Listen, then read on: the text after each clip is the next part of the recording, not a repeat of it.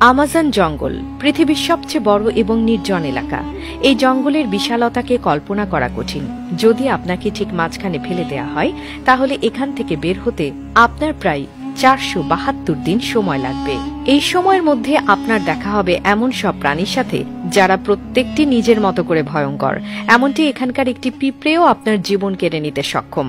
Amazon জঙ্গল প্রায় 55 লাখ বর্গ কিলোমিটার এলাকা জুড়ে বিস্তৃত।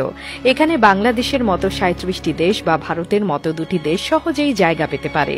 8টি দেশের মধ্যে এই জঙ্গলের বিস্তার রয়েছে: America, Brazil, Peru, Colombia, Bolivia, Venezuela, Ecuador এবং গায়ানায়।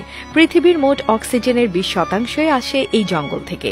এই জঙ্গলকে রেইন ফরেস্ট বলা হয়, কারণ বছরে একটি দিনও নেই যেদিন এখানে বৃষ্টি না হয়। জঙ্গল এতটাই ঘন যে সূর্যের আলো মাটিতে পৌঁছাতে প্রায় 10 মিনিট সময় লাগে। এর ফলে দিনের বেলাতেও এখানে প্রায় অন্ধকার থাকে।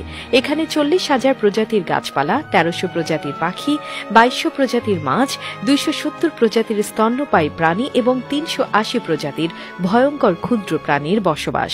জঙ্গলে আছে গ্রিন অ্যানাকোন্ডা, বিশ্বের সবচেয়ে বড় সাপ। এটি প্রায় 33 ফুট লম্বা এবং 250 কেজি ওজনের হতে পারে। এটি এমনকি নিজের চেয়ে বড় প্রাণীকেও গিলে ফেলতে পারে।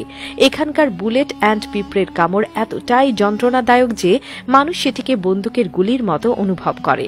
আমাজন নদী পৃথিবীর দ্বিতীয় দীর্ঘতম এবং জলপ্রবাহের দিক থেকে বৃহত্তম। এই নদীতে প্রতি সেকেন্ডে 2,19,000 ঘনমিটার জল প্রবাহিত হয়।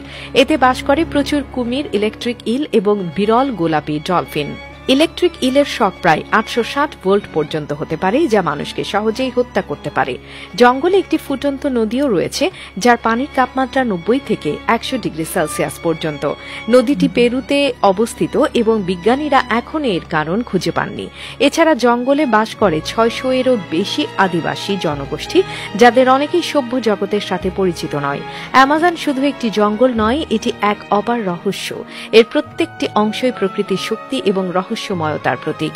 তাই আমাজন রেইন ফরেস্ট সম্পর্কে জানতে গেলে আমাদের প্রকৃতিকে সম্মান করতে শেখা উচিত।